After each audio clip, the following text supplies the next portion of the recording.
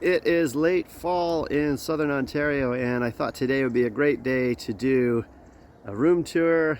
This is my cabin. This is an 1830s log house that I moved to the back of my property. We moved it from Quebec to here, and one log at a time, reassembled it and put it back up. And I love being out here. It's where I work. It's also where I kind of have my man cave and collectibles room and things like that. So it sort of doubles for a lot of things, but it's my music studio and where I keep my collection, and it's also where I have customers come in to do guitar lessons and record and things like that. So let's go inside and take a look.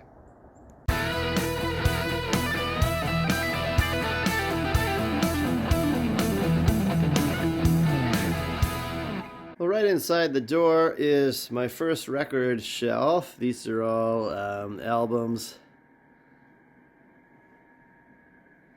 And just sort of a wall of records here. And I keep that just inside the door. And along this first wall, I have some funky guitars. Some Danelectro and Silvertone and Tesco and a Vox Teardrop there. These are some photos that are just guys I've had the chance to have met over the years. This Randy Bachman, Stevie Van Zandt, Geddy Lee, Taylor Hawkins, and Rob Baker from the Tragically Hip. And I've got this old Nordenheimer piano, Toronto-based instrument company. Little studio piano. On this wall over here, just some music DVDs. These are all cassettes. This is some signed CDs. Different guys I've had the chance to meet. That's Rick Emmett. Came to my 30th birthday party, which was pretty cool. Lonesome George. Sorry, the glare is pretty bad there. Booker T, Tommy Thayer. That's Diana Ross. Chris Novoselic. When I used to have my rock and roll museum, Charlie Watts sent me that, which was pretty cool. There's an old Stones ticket from Maple Leaf Gardens in the mid-1960s. And if you're into CDs, that's the Oasis cigarette tins, which are pretty cool. They have the singles for the first two albums. It's an actual picture of Van Halen in Oakland that somebody took and gave to me, which is cool. An early Pyromania merch hat, painter's hat from Def Leppard tour. Some wax cylinders, which are pretty cool. They're the first recordings were done on these, which is kind of neat. And down here, just some hockey stuff, actually, with Marcel Dion. And that helmet is autographed by Bobby Hull. So that is just this back sort of shelf, and I've got a dobro there just in front of it, some amplifiers. These are for teaching and things like that, but just some stuff there. This area over here is my main guitar collection, stuff I use quite a bit.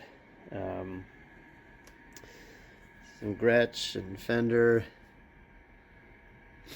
Rickenbacker, some Gibson stuff here, SGs and Les Pauls, and Paul Reed Smith. Have an Epiphone Casino in there. Tools of the trade, right there.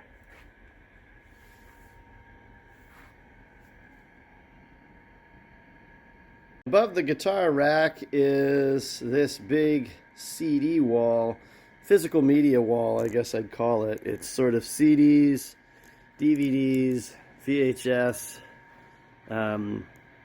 large collection of that stuff there.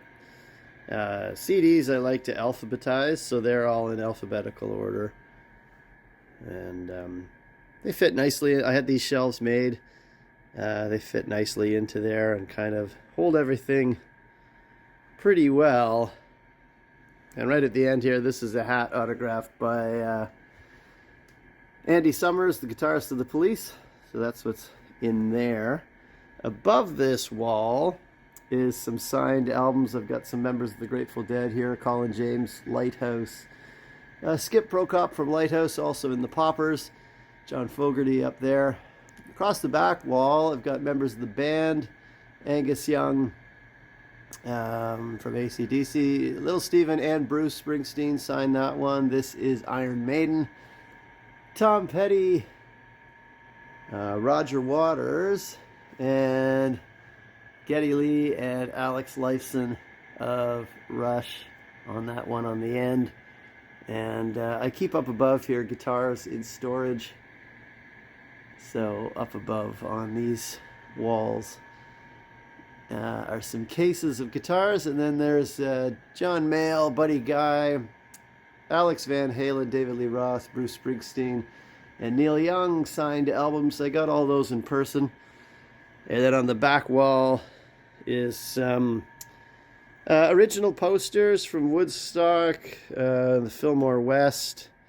There's a U2 signed album, and a couple of the guys from Metallica signed that one. And down here, I had the opportunity to play Lucille one time, B.B. King's guitar, and there's a video on the channel about that. And there's my stereo and some more records. Back in this corner, I have some other cool things as well. There's a Leaf helmet and things like that. Pretty wild. Coming back out of that corner, I just have a couch here, but on the back of the couch I keep a row of sort of vintage amplifiers that I use quite often, and just amps that I use in my studio.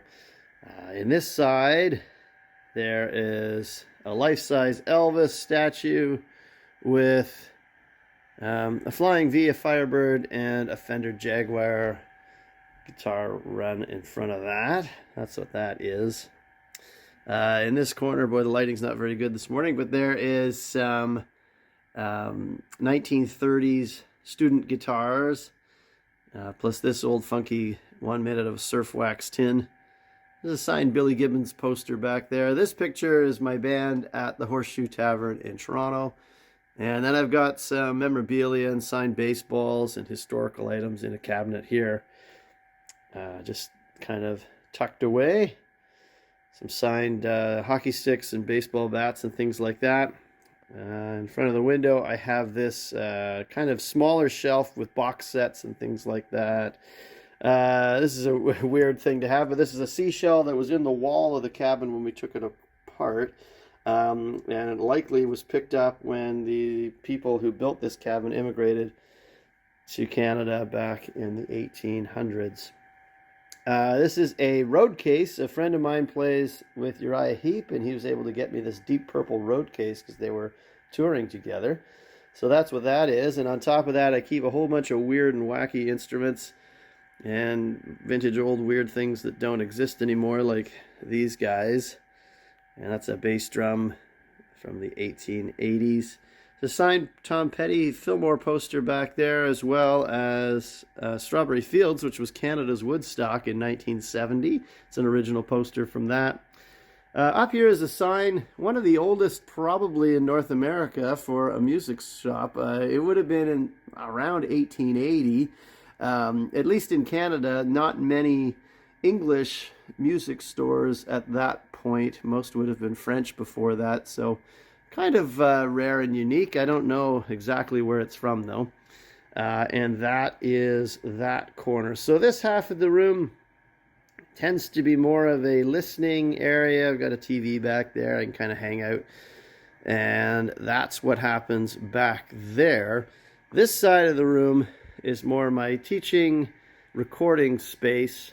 And it's a lot sort of more open and bigger. And I record people here and teach lessons as well. But that's what's going on back there. And the cabin has a cathedral ceiling, so the sound's really good back in this corner. I've just got some other vintage posters like Festival Express. The Tragically Hip gave me this artwork for In Violet Light. That's up there.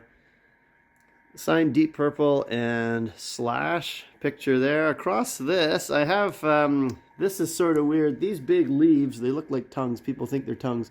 It's a big leaf that are from the 2009 Juno Awards stage, and I'll show you a picture as I go across the front here with some more signed albums. Different things here across the front people have signed for me over the years. And right at the end, you can see there's a photo of Elvis Costello and Diana Krall on stage, and behind them is these big giant leaves that I keep at the top. So this is an old fence I was able to kind of make as a bit of a decoration back here, but that's what's happening. And that is my studio. These huge cupboards behind me are full of memorabilia, and it's a good way to kind of keep them somewhat out of sight and cleaned up and things like that, and I can rotate through. They've got an old gramophone back here. This is a symbol from Joey Kramer. He signed that from Aerosmith. Got some more posters and things. Up here I do have some Beatles stuff, including a Butcher album back there. That is a Third State Butcher album, but that's what's up there. And these cupboards are really handy because they do hold a lot. I'll show you kind of just in the bottom here what you can sort of see. This is all paper and Affirma items back here, but things that are autographed, like this would be a signed James Brown letter to a fan on his letterhead, things like that. That's what's going on back in here. Whole bunch of cool stuff in these crates, and that's what I keep in that stuff. So all of these cupboards contain memorabilia and what I like to call stories of things I've been able to be a part of or collect, and different things. I find over the years I've collected more things to do with what I've been experiencing and things like that. So that's what these cupboards are full of, and they're absolutely jammed packed, and that's what this channel is about, telling stories and kind of seeing some of that stuff. And up top there's a great little collection of RCA Victor stuff because I find it fascinating. This is all very early. There's a shipping crate there, a sign from 1921 that I got in Nashville. It was from Nashville originally. A Nipper statue and an old radio and things like that. But I like having that up there, and it's kind of cool on top of that cupboard. We've got some good natural light that comes in here and kind of makes it feel a little brighter and bigger. So that is it. That is my studio. I'm just moved in, still some stuff to unpack and kind of sort out. But here's how it will all come together. And I'm excited to be over here. It looks great and feels like home already. So very pleased to be moved in and ready to rock for a number of years out here. Hope you enjoyed that little sneak peek, and lots of stories to come about a whole bunch of things. I love collecting music items, vintage sports items and things like that, and there'll be stuff on the channel about all of that. And I think at the end of the day I like collecting and obtaining things of historical significance, so there'll be lots of things on the channel about that. Hope you enjoyed, and we'll see you down the road.